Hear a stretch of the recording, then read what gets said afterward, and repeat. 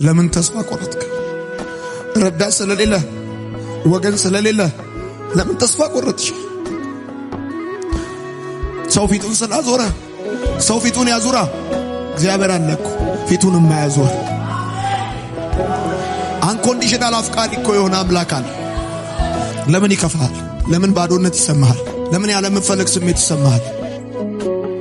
ታውቃለሽ ይሄንን ስብከት ላንቺ እንደማልሰብክሽ ለነፍሴ እንደምሰብካት ለራሴ በጥላት ተከብቤ ምኖር ሰው እንደሆንኩ ራሴን አውቃለሁ። ከመቼ መቼ ወደቀ ብለው እንደሚያጨበጭቡብኝ አውቃለሁ። ከመቼ መቼ አፈረ ከመቼ መቼ ተበላሸበት ብሎ የሚጠብቅ ስንት ሰው አለ መሰለ።